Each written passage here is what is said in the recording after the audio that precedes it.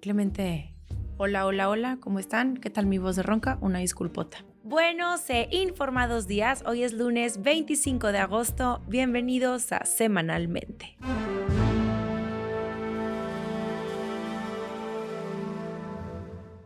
Bueno, sí, ya lo notaron, mi voz no está normal, les ofrezco una enorme disculpa, pero que sepan que ahorita ya progresó muchísimo porque antier literalmente no tenía voz. Dicho lo anterior, vámonos directito a la información y es que vaya que se alborotó el gallinero la semana pasada y salió a relucir una agencia de la que no escuchábamos hace mucho. Resulta que la DEA lanzó el llamado Proyecto Portero, que es una iniciativa que promete desmantelar a los gatekeepers de los cárteles. Dirán, ¿quiénes son estos gatekeepers? Bueno, son esos operadores que controlan los corredores de contrabando en la frontera sur de Estados Unidos, por donde pasa absolutamente de todo. Fentanilo, cocaína, armas, dinero en efectivo, personas. Hasta ahí uno dice, pues muy bien, ¿no? Está el operativo, el proyecto Portero, pero el gran pero de esta historia es que la DEA saca un comunicado en el que menciona que se trata de un programa emblemático de entrenamiento e inteligencia conjunta con autoridades mexicanas, diseñado para golpear el corazón de los sistemas de mando y control del narco. Lo que en Estados Unidos se presentó como una operación estratégica binacional, en México se leyó como un anuncio unilateral y para pronto salió la mismísima presidenta Claudia Sheinbaum para negar la existencia de cualquier acuerdo con la DEA, que literalmente conoció al mismo tiempo que la prensa sobre este comunicado y que no hay convenio alguno y que ningún cuerpo de seguridad mexicano ha firmado nada. Aclaró que sí hay un grupo de policías asistiendo a un taller en Texas, pero que para la de contar, de paso les lanzó casi que un ubicatex diciéndoles que los acuerdos se hacen entre gobiernos y no con agencias. Básicamente les aventó un hay niveles. Todo este desencuentro deja ver la vieja tensión que atraviesa la relación bilateral en materia de seguridad, porque en los años de Calderón y Peña Nieto, la DEA operaba con más amplitud en México. Pero en tiempos de López Obrador, la desconfianza escaló al grado de reformar la Ley de Seguridad Nacional para limitar drásticamente a los agentes extranjeros. Con la presidenta Claudia Sheinbaum y con Omar García Harfuch, en teoría,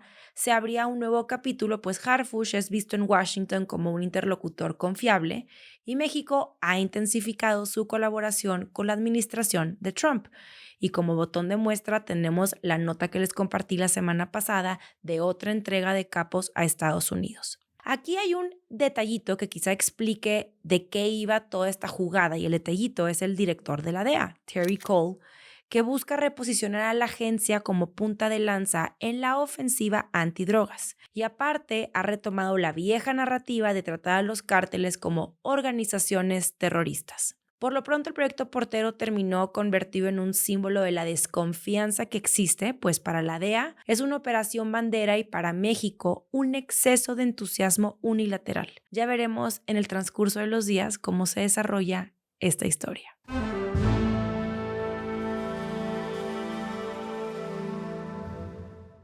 Días después del encuentro entre Trump y Putin, Volodymyr Zelensky, el presidente de Ucrania, llegó a la Casa Blanca buscando sentar las bases de paz con Rusia.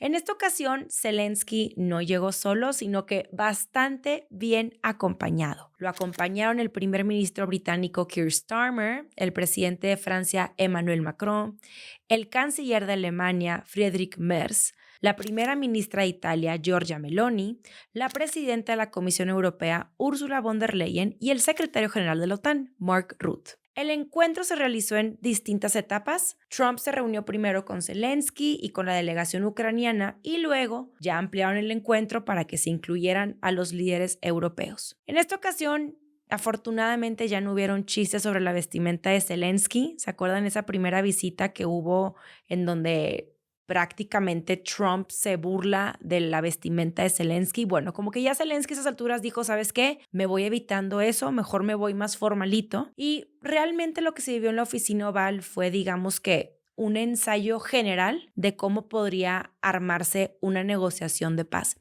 Que también hay que decirlo, los líderes europeos como que pareciera que ya supieron leer muy bien cómo eventualmente presentarse frente a Trump. Después de esta curva de aprendizaje desde enero, que ha sido pues meramente un semestre de aprendizaje, parece que ahora sí como ya saben bien cómo abordarlo. Dentro de los puntos relevantes se encuentran que Trump le aseguró a Zelensky que Estados Unidos estará involucrado en garantizar la seguridad de Ucrania, pero evitó compromisos claros en cuanto a tropas o plazos.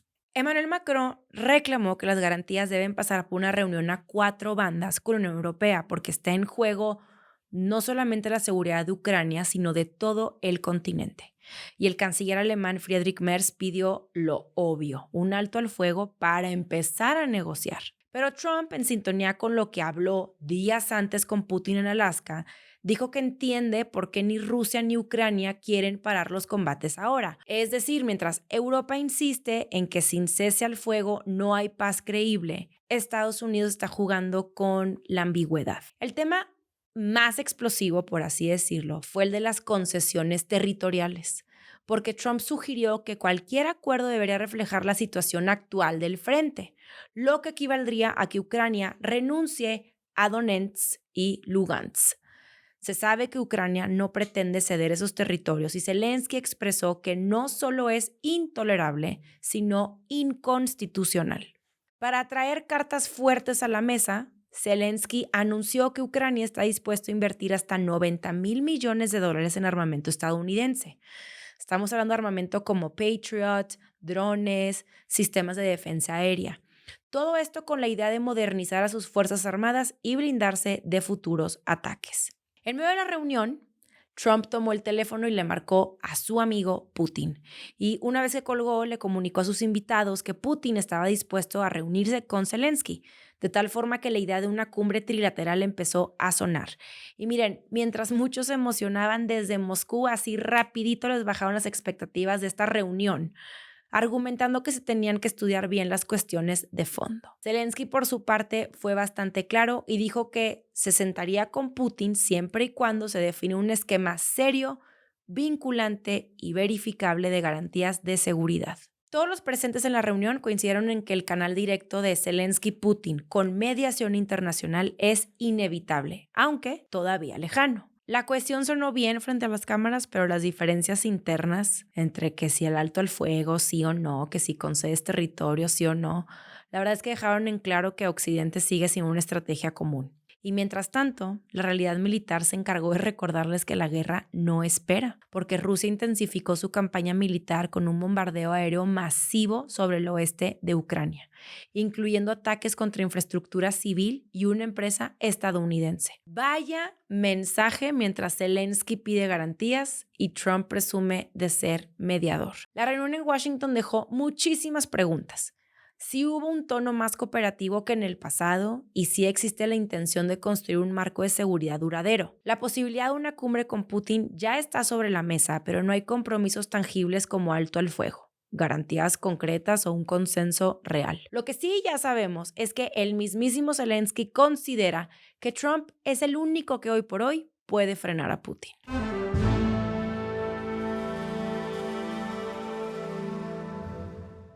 Pues se llegó el fin de una era. La Suprema Corte de Justicia de la Nación cerró un ciclo de 30 años, ya que a partir del próximo 1 de septiembre la Corte dejará de estar integrada por 11 ministros, ahora serán 9 ministros, mientras desaparecerán sus 2 salas internas y todos los asuntos se atenderán en pleno tribunal.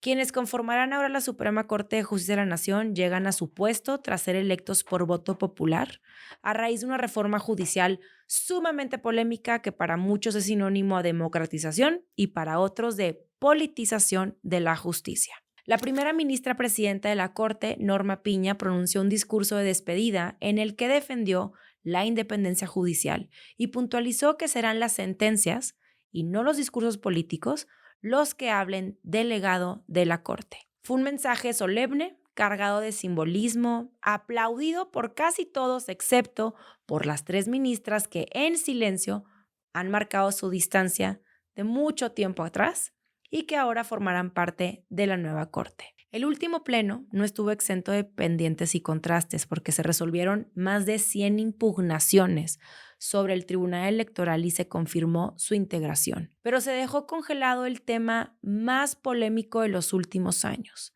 la prisión preventiva oficiosa. Los proyectos que buscaban limitarla o básicamente eliminarla se quedaron guardados gracias al bloqueo de 3 ministras siendo estas Lenia, Loretta y Yasmín.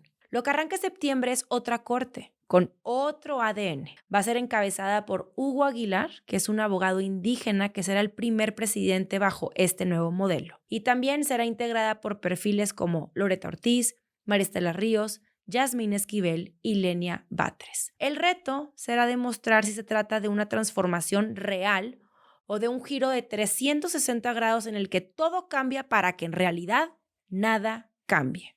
El trasfondo político en este tema es uno muy revelador, pues la reforma judicial ordenó la salida anticipada de todos los ministros, barrió con 3 décadas de colegialidad y abrió un proceso electoral dominado por maquinaria política. En paralelo, persisten los privilegios y presupuestos millonarios del Poder Judicial, lo que alimenta la sospecha de que lo que se vendió como justicia para el pueblo termine siendo un reacomodo de poder disfrazado de reforma. Y miren, lo que vimos la semana pasada no fue simplemente la clausura de los trabajos de un pleno, fue el final de una corte que durante 3 décadas ejerció con luces y muchas sombras, hay que decirlo, pero sí una independencia relativa frente al poder político. Y estamos frente al inicio de otra, donde la legitimidad no provendrá de la solidez técnica de las sentencias, sino de mayorías electorales.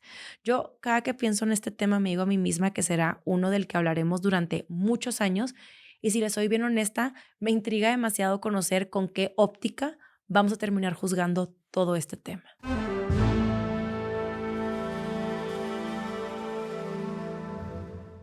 Y en buenas noticias, México confirmó que es una de las grandes potencias turísticas del mundo. Escuchen estos datos. En 2024 recibió 45 millones de turistas internacionales y esto logró que México se convierta en el segundo destino más visitado del continente americano. El primer lugar lo tiene Estados Unidos. Por ejemplo, Canadá y República Dominicana se quedaron muy por debajo en el ranking. Y en la primera mitad de 2025 llegaron 23.4 millones de visitantes, que es una cifra que ya rebasa lo que Canadá recibió en todo el 2024. Ahí les van algunos números porque a veces hay que apoyarnos en los números para entender muy bien toda esta situación. Y estos números, sinceramente, la ilustran a la perfección. Son más de 18.600 millones de dólares en divisas en los primeros 6 meses de este año, que es un 6.3% más que en 2024 y 43% por encima del último año previo a la pandemia. El país cerró 2024 con 86.4 millones de visitantes internacionales entre turistas y excursionistas, que es un salto de 15% si lo comparamos con el 2023, o sea, hace bastante. Como que al parecer en México ya encontramos una fórmula que funcione bien para tener estos resultados y la fórmula incluye tener conectividad aérea creciente, cosa que sí se ha hecho. O sea, yo sé que la semana pasada hablamos mucho de los aeropuertos y todo lo que está mal. ¿Fue la pasada o la antepasada? Antepasada, es cierto. La antepasada, hablamos del tema de los aeropuertos y hay que decirlo, aunque estén con las patas, la verdad es que seguimos creciendo en materia de conectividad. O sea, nada más ven el aeropuerto de Cancún y de Monterrey cuántas rutas han estado abriendo. A la fórmula yo le incluyo solecito, playita, una gran oferta cultural y gastronómica y también, hay que decirlo, un tipo de cambio atractivo. Pero aparte, aunque usted no lo crea, hay una percepción de ser un destino más seguro que otros polos en el Caribe o en Europa. Pero las cifras récord también esconden un riesgo, ya que como les platiqué la semana pasada, el Departamento de Estado de Estados Unidos emitió una alerta de viaje a 30 estados mexicanos. A ver, y aunque sabemos que ese tipo de comunicados por parte de Estados Unidos son habituales, la diferencia en esta ocasión y lo que encendió alarmas fue que usaban el término terrorismo, cosa que no es un detalle menor, pues más de la mitad de los turistas que llegan al país son estadounidenses. Y no por nada el sector turístico sí teme que ese lenguaje frene reservas y golpee la derrama económica en los próximos meses. Tan es así que la Secretaría de Turismo intenta neutralizar el impacto destacando que Cancún, Los Cabos, Riviera Maya y la Ciudad de México siguen con altos niveles de ocupación. México está en una encrucijada porque, por un lado, puede presumir números históricos y un reconocimiento simbólico como la segunda potencia turística del continente, pero la verdadera prueba no está en llenar ni aeropuertos ni hoteles, sino en transformar ese flujo en prosperidad compartida para las comunidades que son las que sostienen la industria. Porque sí, hoy el turismo mexicano es un éxito estadístico, pero sí debemos preguntarnos si ese éxito se puede convertir en un éxito social y estructural. Si no, miren, mucha medallita y mucho reconocimiento, pero los que sostienen esa industria se quedan en las mismas condiciones que, ¿qué creen? No son buenas necesariamente.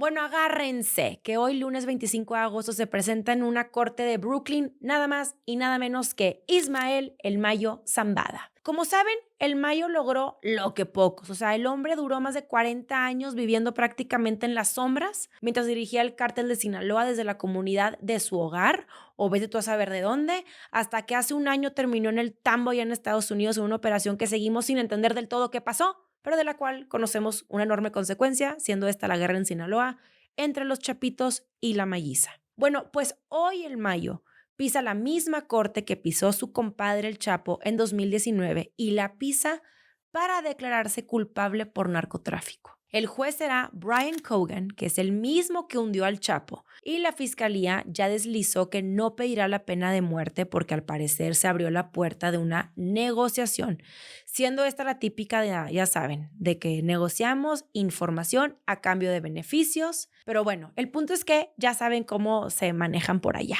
Yo solo de pensar en lo que el Mayo puede contar, nombre. O sea, creo que ni echándole ganas a una novela ficticia podrías.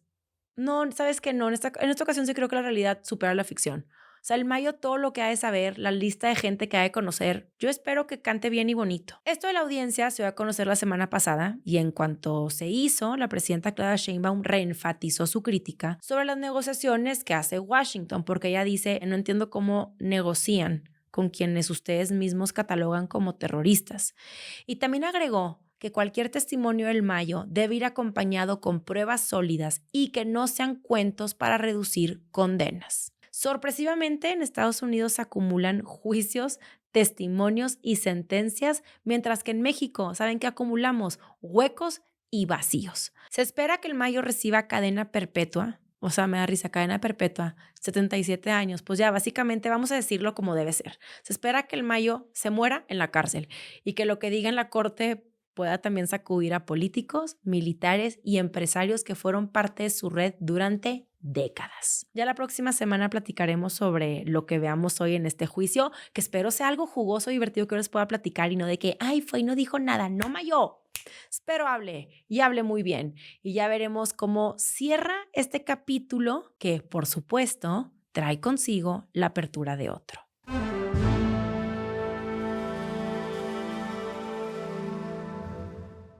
Ya que andamos en estos temas, miren, mi apellido nuevamente brillando y no por las mejores razones, ¿verdad? Como saben, Julio César Chávez Jr., el hijo de la mayor leyenda del boxeo mexicano, que no es mi papá, dejó de ser noticia por sus peleas arriba del ring para convertirse en protagonista de un expediente criminal. Al Julio César lo deportaron la semana pasada de los United y pasó a ser detenido en Hermosillo. Recuerden que el gobierno de Estados Unidos lo acusa de delincuencia organizada y tráfico de armas con vínculos directos al cártel de Sinaloa. Miren, el mismísimo ICE describe al Julio César como un peligroso criminal ligado a la estructura del Chapo. La historia judicial de Julio César Jr. viene de lejos. Desde 2019, él aparecía en los expedientes de la FGR por una célula de tráfico de armas en Nogales, Sonora, donde se le señalaba que era intermediario de los Chapitos. En 2023, un juez federal ya había ordenado su detención junto a Ovidio Guzmán y el Nini, pero Julio César siguió en libertad muy campante de la vida, nivel se fue a pelear en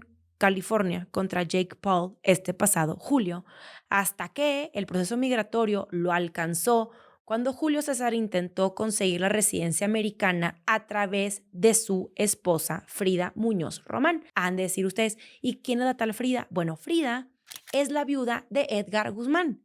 Edgar Guzmán es hijo del Chapo, es un hijo que mataron del Chapo. Obviamente, esa solicitud de residencia terminó abriéndole más frentes de investigación. La propia familia lo sabía. su papá Julio César Chávez admitió que estaban preparados desde hace 3 años para el arresto. Y el desenlace de esta historia fue inevitable, ya que lo deportan de retache a México. Un juez lo vinculó a proceso y le dictó prisión preventiva en el Penal Federal de Hermosillo. Esto porque está acusado de delincuencia organizada y violaciones a la ley de armas de fuego y explosivos. A mí en lo particular, este caso me parece como de suma relevancia, porque revela una vez más esa peligrosa intersección entre espectáculo, política y narcotráfico en México. O sea, a mí me impacta dimensionar que Julio César Chávez Jr. pasó de ser heredero de un apellido deportivo legendario a estar metido en una red transnacional de armas que abastece la violencia de los cárteles. Y es que su captura entonces exhibe no solo los lazos familiares y matrimoniales que lo acercaron al clan Guzmán, como les acabo de platicar ahorita por la esposa, sino también la poca eficiencia de las instituciones en México, porque fue detenido en Estados Unidos después de un show de boxeo y no en México, donde la orden de captura llevaba más de un año en espera. Sí, este caso es muy ilustrativo de muchas cosas porque hoy el ex campeón está enfrentando un escenario muy distinto al que llegó a soñar, porque ya no se mide en el cuadrilátero, sino en un tribunal.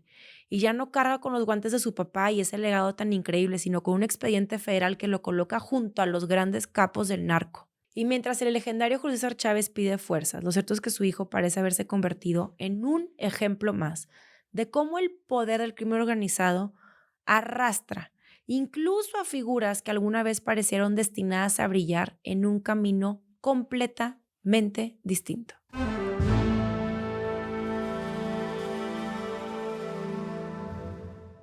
Arrancamos la sesión de breves pero importantes con un notición. México volvió a hacer historia en el flag football. La selección femenil derrotó 26-21 a Estados Unidos en la final de los World Games de Chengdu. Este triunfo no es casualidad y es el resultado de un proyecto sólido en donde estas jugadoras lo están rompiendo en grande y que con Los Ángeles 2028 en el horizonte no llegarán solo a competir, sino que llegan como candidatas al podio. Esta noticia a mí me emociona mucho porque estas jugadoras no solo conquistaron un título, rompen estereotipos y abren camino para que el deporte femenil mexicano deje de ser invitado y sea protagonista. Felicidades a estas fregonas y estemos muy orgullosos, pues México hoy ya está en la cima del flag football mundial. Y ya en notas deportivas, ¿cómo no compartir la nota de la maga Ovalle, que rompió récord en la historia del fútbol femenil al dejar a Tigres para firmar con el Orlando Pride? Pero firmó el fichaje más caro de la historia del fútbol femenil internacional, $1.5 millones su fichaje. O sea, superó los récords recientes de Olivia Smith y Naomi Girma y se va tras 8 años, 136 goles y 5 títulos con las Amazonas, que ya saben que yo le voy a las Amazonas. A ver, yo apoyo el fútbol femenino en general, pero mi corazón es Tigre, de la U de Nuevo León. Para mí esto es una notición, el fichaje de la maga es algo enorme que a lo mejor muchos no dimensionan y lo voy a platicar porque es tan importante, porque confirma que el fútbol femenil mexicano ya está exportando talento de élite con cifras que hace apenas unos años, hace nada. Es más, hace nada no teníamos Liga Femenil en México. Ahora tenemos Liga Femenil en México y exportamos talento de élite. Esto de verdad hace muy poco parecía algo imposible. Y como la futbolera que soy, bueno, estoy muy, muy, muy feliz. Sabe que aquí se apoya el fútbol femenil. La presidenta Claudia Sheinbaum reveló que realizará 2 informes porque ya, ahora sí, se va a cumplir el primer año de su administración. El del 1 de septiembre se va a llevar a cabo en Palacio Nacional y el segundo el 1 de octubre en el Zócalo de la Ciudad de México. Todo esto es para conmemorar justo el primer año de cuando recibió la banda presidencial, que por cierto, si no han visto mi cobertura de eso, ¿qué están esperando? Está espectacular, vayan a verla. Bueno, ¿y se acuerdan que les platiqué el caso este de Adidas que se habían copiado de unas zapatillas oaxaqueñas?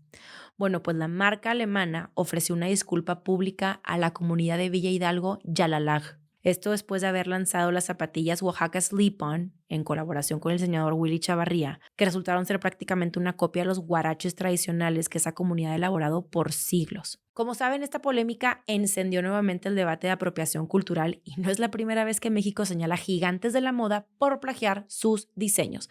Ahora incluso la presidenta Claudia Sheinbaum anunció que trabaja en una legislación para sancionar estos casos. Adidas trató de vender inspiración, porque sí lo trató de hacer, y terminó dando explicaciones en un pueblo de menos de 2,000 habitantes que les recordó que el patrimonio cultural no es una tendencia de temporada. Y en una nota sumamente importante, como muchos saben, están por retomarse las sesiones en el Congreso. Ahora sí, diputados, senadores, de regreso a la chamba, se acabaron sus vacaciones, su austeridad con diamantes para algunos. Pero bueno, Rosa Isela Rodríguez, que es la secretaria de Gobernación, se reunió con los coordinadores parlamentarios para preparar el terreno del próximo periodo de sesiones que arranca el 1 de septiembre en la Cámara de Diputados. Y dirán ustedes, ok, y eso como que tiene de importante. Bueno, aquí hay algo muy importante que a lo mejor muchos no saben, pero después de 7 años, los representantes de todos los partidos, MC, PRI, PT, Verde, PAN y Morena, se reunieron en este acto, cosa que ya no sucedía, lo cual a mí me parece una excelente señal por parte de la presidenta y la secretaria de Gobernación, ya que es un tipo de apertura al pluralismo y al diálogo, que ojalá así abra el próximo periodo, que ya sabemos que viene, mira, con todo. Recuerden que el tema va a ser la reforma electoral. Y justo para calentar los motores del periodo de sesiones, la presidenta Claudia Sheinbaum abrió la puerta al debate sobre una reforma fiscal, pero en modo suave. Ella aseguró que todo es debatible y adelantó que en la miscelánea fiscal de 2026 habrá ajustes sin subir impuestos. Han de decir ustedes, a Caracas, entonces, ¿qué va a pasar? Bueno, ahí les va. En lugar de cobrar más impuestos, el enfoque del próximo año será atacar a los factureros, que ya saben, son esas empresas que evaden impuestos con facturación falsa. Y esto lo pretenden hacer con una reforma específica que podría generar más ingresos que un aumento al ISR. Ya veremos cómo se desarrolla esto. Cibanco demandó al Departamento del Tesoro y al FinCEN para frenar la sanción que lo expulsaría del sistema financiero estadounidense el próximo 4 de septiembre, algo que el propio banco califica como pena de muerte institucional. Que sepan que días después Cibanco retiró su demanda. El origen está en las acusaciones del FinCEN, que lo señaló junto con Intercam y Vector de facilitar lavado de dinero por más de $46 millones para cárteles mexicanos. La sanción es nada más y nada menos que quedar fuera del sistema dólar. Aunque la medida se pospuso de julio a septiembre, sus corresponsales ya comenzaron a huir y el último socio en Estados Unidos la abandonó el pasado 21 de agosto, dejándolo prácticamente aislado. En tribunales, Cibanco acusa al FinCEN de actuar como juez y parte sin pruebas ni derecho a defensa. Advierte que si lo condenan a él, cualquier banco en el mundo podría correr la misma suerte. Mientras tanto, Hacienda, buscando contener esta crisis, tremenda crisis, transfirió operaciones a Multiva, vendió activos de Intercam a Capital Bank y promete proteger a clientes y ahorradores. Este caso exhibe la vulnerabilidad de la banca mexicana frente al poder extraterritorial de Washington, que bajo nuevas reglas antidroga puede expulsar a bancos extranjeros del sistema dólar sin pasar por tribunales locales, lo cual, déjenme decirles, sí es algo bastante preocupante.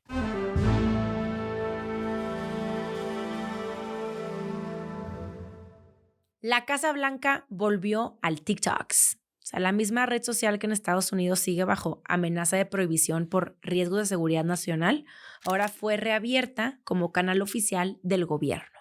En su primer video, que es de 27 segundos, empiezan con el mensaje Estados Unidos, volvimos. Y literalmente la cuenta acumuló miles de seguidores en minutos. La escena, ¿qué les diré? Es paradójica, porque el mismo gobierno que acusa a TikTok de ser un caballo de Troya de Pekín, ahora lo está usando como herramienta institucional para hablar con su gente.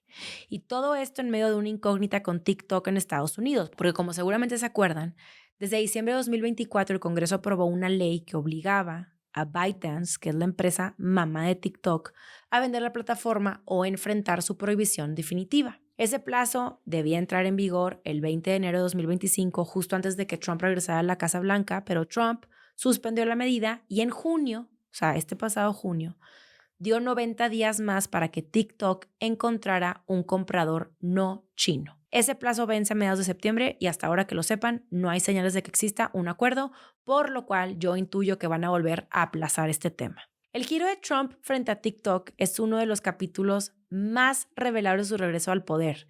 Y si te gusta estudiar como a mí la comunicación política, este es un caso único, ya que durante años Trump calificó a esta plataforma como una amenaza para la seguridad estadounidense, pero en campaña descubrió lo que valía. El problema es que esta estrategia política choca con la narrativa de seguridad nacional, porque ¿cómo se explica que el mismo gobierno que acusa a TikTok de entregar datos a China lo utilice como altavoz oficial? La respuesta a esta pregunta es que deben estar donde está la gente. Y claro, esa gente, más que nada los jóvenes, por supuestérrimo que no están ni en CNN, ni en Fox News, ni viendo las conferencias de prensa. Están en TikTok. Y bueno, ya veremos pues qué pasa justo con este tema de TikTok, que sí está muy interesante. A ver, espérenme, oigan, pausita aquí. Quiero que vean la cuenta de la Casa Blanca. Yo no iba a decir, pero vamos a decirlo. Casa Blanca. Si ustedes, al igual que yo, quieren ver la cuenta, van a entrar a su TikTok. Primero síganme. Si no me están siguiendo, vete a este video. ¿Qué te pasa? O sea, ¿por qué estás aquí si no me sigues en TikTok? Ok, van a ver White House. Oigan, pero esta cuenta está muy chistosa.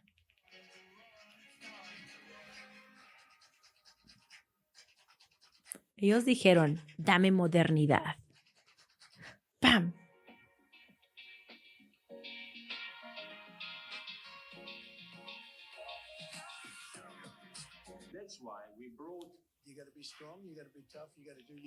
¿Qué opinamos de esta cuenta? Algo que a mí siempre me gusta ver de estos tipos de cuentas y de los políticos es cómo te los romantizan. O sea, yo siempre he pensado, les digo algo que he pensado, ay, esto es para los reales, pero no importa, una pequeña sección. Pensamientos que no sé por qué habitan mi mente, no quiero ni saber por qué lo habitan, pero de repente me pregunto, ¿qué pasaría si hoy en pleno 2025 cierto hombre que usó cierto emblemático bigotito de Alemania, una persona detestable, pero que siempre me revienta la cabeza pensar que era un amante de los perros? ¿Qué pasaría si tuviera redes sociales? ¿Cómo creen que lo habríamos visto? No sé, si no se lo habían preguntado, bienvenidos a cuestionamientos que no tienen nada que ver, pero que yo me hago. Una sección. Bueno, vamos a otro tema.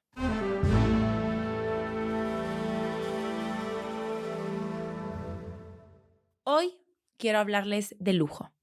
Y no el que ostentan incongruentemente muchos morenistas, tal y como lo han hecho los políticos de siempre, sino que de la industria del lujo. Van a decir, es que, oigan, esperen, esto está muy interesante. La industria del lujo hoy está atravesando una crisis severa que no había tenido desde 2008. El símbolo de este desplome no pudo ser más irónico.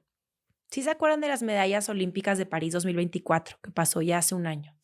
Estas medallas fueron diseñadas por Chomet, que es la joyería del grupo LVMH, que ya saben, este grupazo de lujo gigante. Bueno, las medallas comenzaron a corroerse en manos de los atletas, lo cual a mí en lo personal me parece como una metáfora perfecta. Para sorpresa de muchos, el imperio de Bernard Arnault, con marcas como Louis Vuitton, Dior, Bulgari y Tiffany, pues ya no luce tan invencible que digamos, porque en el primer trimestre de 2025, el VMH reportó una caída de 4% en ingresos y de 15% en beneficios operativos, que estamos hablando de unos 9,000 millones de euros. Su defensa habla de resiliencia frente a la incertidumbre, pero la realidad es que el golpe no es solo suyo, o sea, no es solo ese grupo. Ahí también está Kering, que es el dueño de Gucci, Yves Saint Laurent, que también está en números rojos. Ay, qué mal me escuché diciendo así la marca, pero lo siento, así se dice. Guay es él. Esta advertencia, la verdad les digo algo, se veía venir por múltiples motivos, pero a ver, de entrada, los precios están cada vez más altos. Y luego, la sobreproducción la quisieron disfrazar de exclusividad. Y aparte, la calidad sinceramente se percibía en deterioro. O sea, nada más ahí están, ¿se acuerdan estos videos de las chinas y los chinos que te decían, ay, esta bolsa yo te la vendo pero a $4.10 y tú la estás pagando a 25,000? Bueno, aparte, ahorita con todo el tema de las redes sociales, el lujo se ha convertido en un producto de masas. Y cuando eso pasa, el lujo pierde su encanto. Ahora, a esta crisis interna se tiene que sumar el contexto internacional y por eso los traje a la mesa. O sea, no porque quiero que hablar de moda y de lujo, no, sino porque hasta en la moda y en el lujo juega la política. Trump impuso aranceles de 15% a los bienes de lujo europeos y casi 40% a los suizos.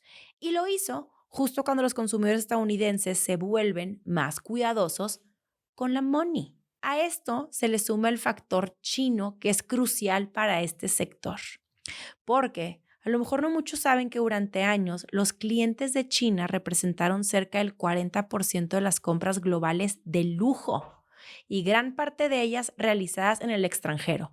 ¿Cuántos aquí llegaron a ver esa fila en Louis Vuitton de Champs-Élysées de chinos? Levante la mano. Bueno, y si no la llegaron a ver, yo les platico. Tú llegabas ahí y decías, pues que están regalando, hombre. ¿Por qué no me regalan a mí? O sea, fila kilométrica de chinos y chinas esperando entrar a la tienda. Ay, yo luego me pongo a pensar que si digo chinos y chinas me van a cancelar porque no dije asiáticos. No, pues son chinos y chinas. Es como si mexicanas, mexicanos. O sea, ya, aparte creo que ya pasamos esa época de la cultura de la cancelación, ¿no? Yo ya no creo en eso. A mí ya me traían harta que no podía hablar una como quiera hablarse. Bueno, el punto de todo esto es que el consumo se relocaliza porque 3/4 partes de las adquisiciones ocurren ya dentro de China, o sea, ya no afuera. Y todo esto en un contexto de una desaceleración económica y de consumidores mucho más prudentes. Muchos de los compradores aspiracionales que alimentaron el auge de marcas como Louis Vuitton o Chanel han desaparecido y los que quedan ahora se muestran mucho más selectivos. Tan es así que los analistas de Bain & Company han confirmado todo este panorama. O sea, tras una caída de 1% en ventas en 2024, este año el desplome global podría alcanzar hasta el 5%. Y aunque aseguran que es una contracción coyuntural, porque la realidad es que las élites seguirán creciendo y la riqueza se sigue transfiriendo generacionalmente, el verdadero reto ya no es solamente financiero, sino emocional, porque tienes que conectar con un consumidor joven que exige autenticidad y tienes que mantener la promesa de exclusividad cuando el lujo se siente como algo ya muy común. Y es que si el lujo se percibe como marketing masivo disfrazado de exclusividad, pues pierde su atractivo esencial. De tal forma que estamos frente a una gran incógnita, siendo esta, si estas casas de la moda y estos grandes imperios e industrias van a saber reinventar la idea de lo que es lujoso.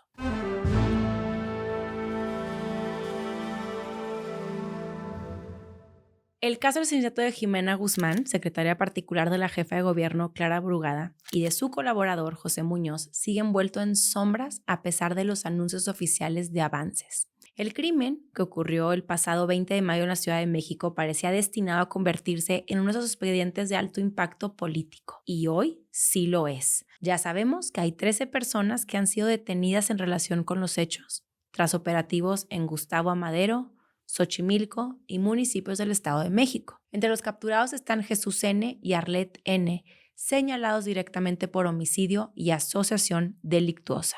Otros fueron acusados de tareas de logística, como comprar y esconder vehículos, recargar celulares para los atacantes o vigilar los movimientos de las víctimas. Lo que las pesquisas han revelado es un nivel de planeación quirúrgico en este caso. Según la fiscal Berta Alcalde, hubo 20 días de seguimiento a las víctimas con varios intentos fallidos antes del ataque. El día del crimen, los responsables descargaron una motocicleta de una camioneta Urban, la usaron para la emboscada y luego cambiaron varias veces de vehículo en la huida.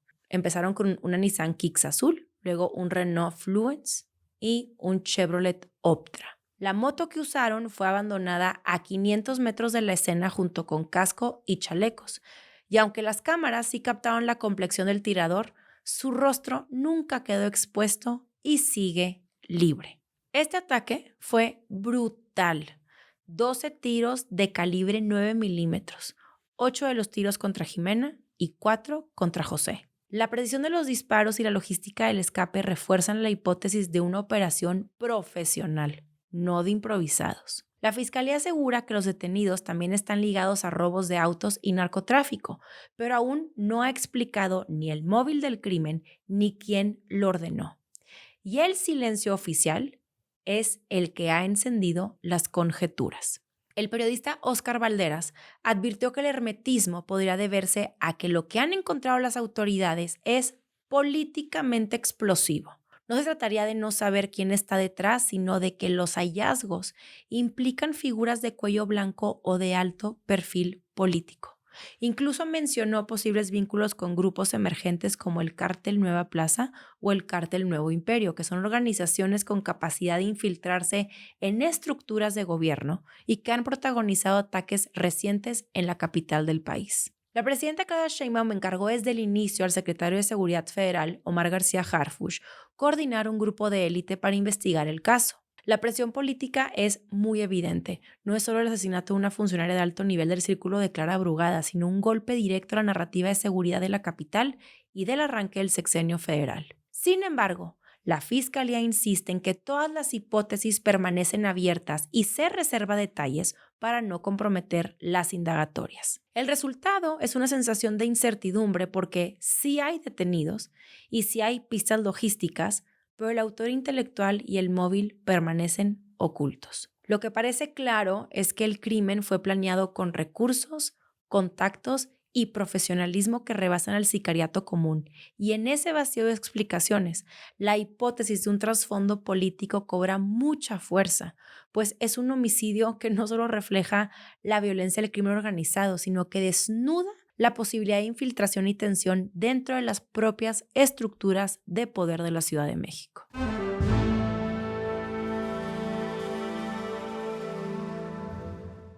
Bueno, pues Mr. Donald Trump volvió a colocar la frontera en el centro de su narrativa política y lo hizo con un gesto tan llamativo como polémico y hasta deshumanizante, pues ordenó pintar de color negro todo el muro que divide a Estados Unidos y México. Como que uno escucha que la van a pintar de negro y en primera instancia es como, pues un color, ¿no?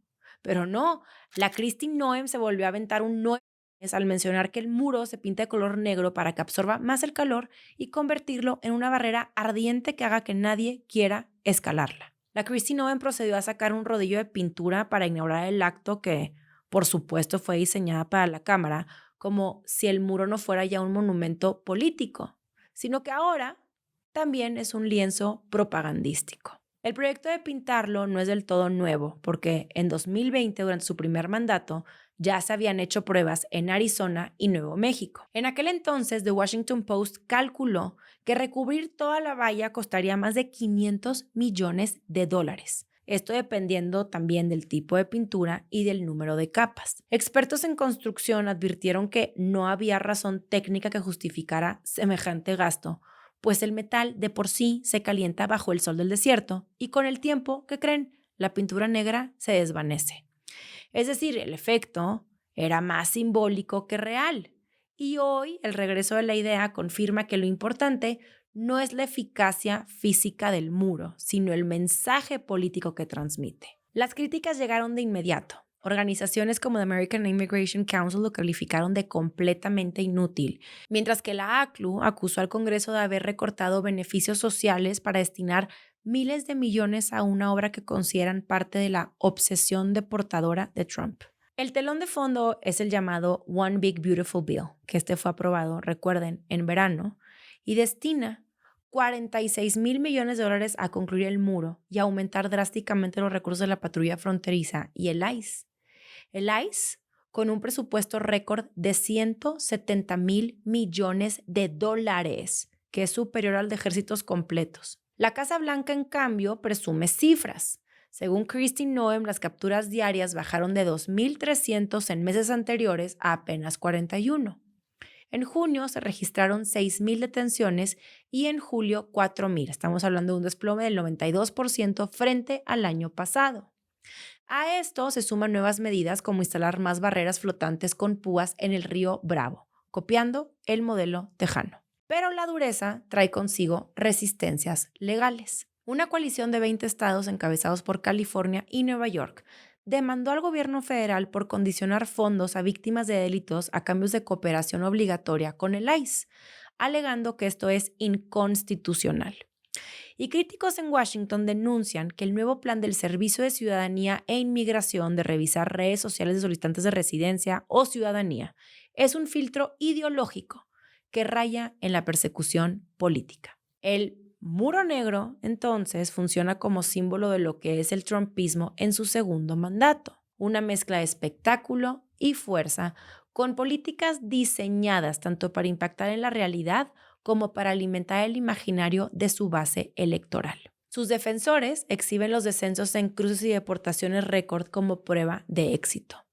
Sus detractores lo ven como un derroche multimillonario que criminaliza la migración y erosiona libertades. Y entre rodillos de pinturas, demandas estatales y boyas con púas, la frontera vuelve a ser laboratorio y escaparate de la política trumpista. Muy dura, bastante costosa, bastante polémica y aparte pensada para enviar un mensaje contundente no solo a los migrantes, sino sobre todo a sus votantes.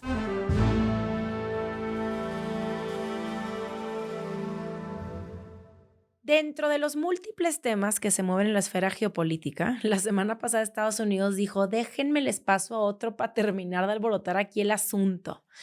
Resulta que Estados Unidos dio un paso que rompe con décadas de su política antidrogas y militarizó de lleno la estrategia contra los cárteles. La Casa Blanca confirmó el despliegue de 4,000 efectivos, la mayoría infantes de marina, respaldados por destructores, aviones P-8 Poseidón, un buque con misiles y hasta un submarino nuclear en aguas del Caribe y América Latina. La orden que firmó Trump el 8 de agosto marca un cambio fundamental, pues lo que antes era dominio de la DEA, ahora pasa a ser una operación de las Fuerzas Armadas. Todo esto bajo la lógica de que los cárteles son una amenaza terrorista que debe enfrentarse con todo el poder militar de Estados Unidos. A este movimiento se le debe agregar lo que les platiqué hace 2 semanas sobre la recompensa de 50 millones de verdes por la captura de Nicolás Maduro. Todo esto bajo la acusación de que el presidente venezolano lidera el Cártel de los Soles, que es etiquetado por el Departamento de Estado como organización terrorista. Venezuela se convierte no solo como territorio de paso del narcotráfico, sino como un estado acusado de organizarlo. Ante esto, la respuesta de Caracas fue inmediata y Maduro anunció el despliegue de 4,5 millones de milicianos, que es una fuerza integrada por civiles y reservistas que opera como brazo paramilitar paralelo al Estado regular. Presentó la medida como la defensa de la patria ante la agresión imperial, intentando capitalizar el nacionalismo para reforzar su legitimidad interna en un momento de máxima presión. El resultado es un tablero que recuerda la Guerra Fría entre buques y submarinos estadounidenses rodeando el Caribe frente a un régimen que moviliza a millones en nombre de la resistencia. Pero con una diferencia muy importante, siendo esta que ahora el enemigo declarado no son solo los capos del narcotráfico, sino gobiernos enteros señalados de colusión con el crimen organizado.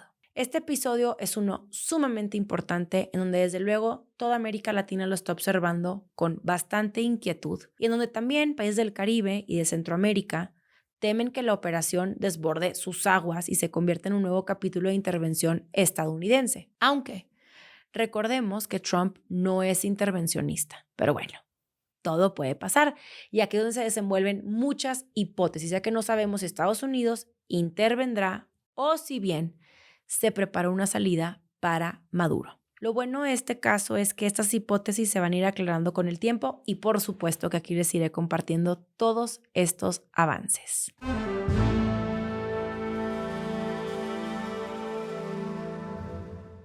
La semana pasada les platiqué sobre la nueva legislación en Australia alrededor de las redes sociales, específicamente YouTube, que por cierto a muchos les gustó mucho esa nota, está muy interesante. Bueno, India ahora se suma a la lista de países que está regulando actividad digital ya que decidió apagar de golpe uno de los motores más dinámicos de su economía digital, el juego en línea con dinero real. El Parlamento aprobó la Promotion and Regulation of Online Gaming Bill 2025, que prohíbe toda plataforma de apuestas y fantasy sports que impliquen dinero. El castigo será de hasta 3 años de cárcel y multas de más de $120,000 para quienes promuevan o desarrollen estas aplicaciones. Solo falta la firma del presidente, que es meramente una formalidad en la India, para que el veto se convierta en ley. A mí en lo personal me sorprende el argumento oficial del por qué hacen esto, y este es que buscan frenar una crisis social que en los últimos años se tradujo en suicidios juveniles, deudas familiares y violencia doméstica ligada a plataformas de apuestas. La presión fue especialmente fuerte en estados como Telangana y Andhra Pradesh, donde organizaciones civiles denunciaron como una epidemia de salud pública. Narendra Modi presentó la medida como un paso histórico para proteger a los jóvenes y poner un alto a empresas que se disfrazaban de juegos de habilidad, pero que operaba con las mismas dinámicas adictivas que un casino digital. Clarísimo que en este tema habrán consecuencias económicas, pues India era uno de los mercados más grandes y vibrantes del gaming global, con un valor proyectado de $3,600 millones para 2029. Este veto amenaza gigantes como Dream Eleven y Mobile Premier League, que están valoradas en miles de millones de dólares. Pero aparte, golpea de paso al cricket profesional, porque su financiamiento depende de los patrocinios de estas plataformas. De hecho, fondos internacionales como Tiger Global y PIC 15 ya evalúan su salida y miles de empleos están en riesgo en un sector que hasta ayer era sinónimo de innovación y crecimiento. El gobierno, por supuesto, que intentó amortiguar el golpe anunciando la creación de una autoridad reguladora nacional. Esa autoridad iba a clasificar plataformas e iba a separar a los esports y juegos recreativos de los juegos monetarios prohibidos. Pero el sector dijo como que nada de eso me cuadra, de tal forma que la All India Gaming Federation acusó que la medida sacrifica empleos e ingresos fiscales sin resolver de raíz la ludopatía. Argumentan que en los estados donde ya había prohibiciones, el juego simplemente migró a aplicaciones ilegales mucho más peligrosas y fuera de control. El trasfondo es un dilema clásico, siendo proteger a los vulnerables o sostener una industria millonaria. En la última década, India convirtió al gaming en uno de los motores de su economía digital, atrayendo capital extranjero y generando cientos de miles de empleos. Hoy ese ecosistema se anda tambaleando, pues está atrapado entre la presión social y la frustración de inversionistas que ven cómo se evaporan oportunidades multimillonarias. Más allá de los números, la prohibición sacude también a la cultura popular. El cricket es el deporte más seguido del país y está íntimamente ligado al fantasy gaming, y millones de jóvenes construyeron su relación con el deporte a través de estas plataformas. El reto, que suele ser el mismo reto que comparten entre sí este tipo de medidas, no es solo prohibir, sino evitar que la medida se traduzca en un colapso económico y en un mercado clandestino incontrolable. Ahora sí que India quiso proteger a su juventud y va a tener un costo alto, ya que el futuro de su economía digital y de uno de los sectores más prometedores hoy queda atrapado entre la necesidad de regular una adicción y la decisión de desmantelar una de sus industrias más potentes. Mientras tanto, aquí en México los casinos en línea andan, miran, con todo. Que sepan, estoy harta que me manden mensajes de spam de YouPhone promocionándome, diciéndome: hola, me encanta tu contenido, ¿quieres colaborar con nosotros? No, no me interesa, por favor, déjenme de spamear. Pero bueno, este tema de los casinos seguro no les pasa ni por aquí a nuestros legisladores. Es que el tema de los casinos es bien interesante. No voy a hablar de eso porque me parece un tema turbio. Bueno, ya voy a hablar a gusto en mi nueva sección. Adiós.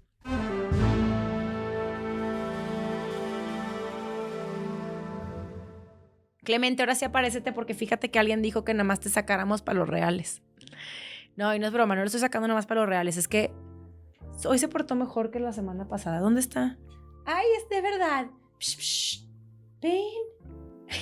O sea, buena hora. Quiero a todos ustedes que sepan que estuve batallando porque se sube a la mesa, Quería tomar agua, porque con esta garganta ya no podía. Cada sección me paraba así. Me sentía como Lolita Ayala.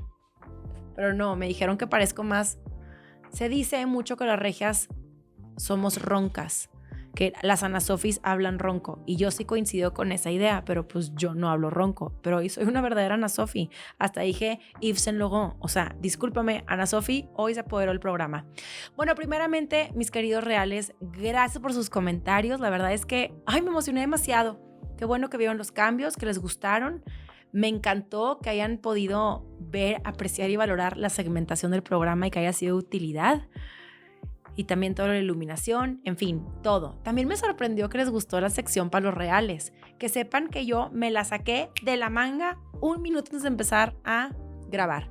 Para que sepan que a veces hay ideas que nada más por el simple hecho de pensarlas y decir, es una buena idea, va a jalar. Yo me volví a confirmar eso a mí misma la semana pasada. Bueno, hoy no traigo muchos pensamientos, hoy no traigo muchas verdades, porque la verdad más incómoda es esta garganta que me cargo. Pero estaba pensando como que le platico esta semana a los reales y les quería platicar algo.